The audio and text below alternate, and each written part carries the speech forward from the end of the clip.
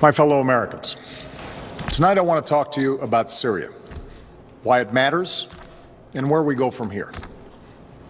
Over the past 2 years, what began as a series of peaceful protests against the repressive regime of Bashar al-Assad has turned into a brutal civil war. Over 100,000 people have been killed.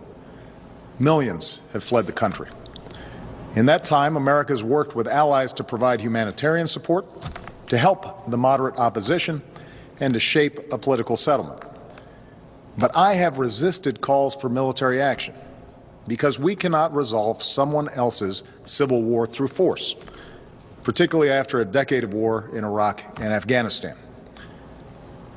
The situation profoundly changed, though, on August 21st, when Assad's government gassed to death over 1,000 people, including hundreds of children. The images from this massacre are sickening.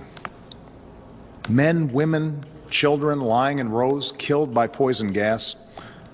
Others foaming at the mouth, gasping for breath. A father clutching his dead children, imploring them to get up and walk. On that terrible night, the world saw in gruesome detail the terrible nature of chemical weapons and why the overwhelming majority of humanity has declared them off limits, a crime against humanity, and a violation of the laws of war. This was not always the case. In World War I, American GIs were among the many thousands killed by deadly gas in the trenches of Europe. In World War II, the Nazis used gas to inflict the horror of the Holocaust. Because these weapons can kill on a mass scale, with no distinction between soldier and infant, the civilized world has spent a century working to ban them. And in 1997, the United States Senate overwhelmingly approved an international agreement prohibiting the use of chemical weapons, now joined by 189 governments that represent 98% of humanity. On August 21st, these basic rules were violated, along with our sense of common humanity. No one disputes that chemical weapons were used in Syria. The world saw thousands of videos, cell phone pictures, and social media accounts from the attack. And humanitarian organizations told stories of hospitals packed with people who had symptoms of poison gas. Moreover, we know the Assad regime was responsible. In the days leading up to August 21st, we know that Assad's chemical weapons personnel prepared for an attack near an area where they mix sarin gas. They distributed gas masks to their troops. Then they fired rockets from a regime-controlled area into 11 neighborhoods that the regime has been trying to wipe clear of opposition forces. Shortly after those rockets landed, the gas spread, and hospitals filled with the dying and the wounded. We know senior figures in Assad's military machine reviewed the results of the attack, and the regime increased their shelling of the same neighborhoods in the days that followed.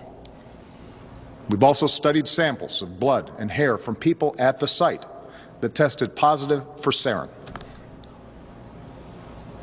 When dictators commit atrocities, they depend upon the world to look the other way until those horrifying pictures fade from memory.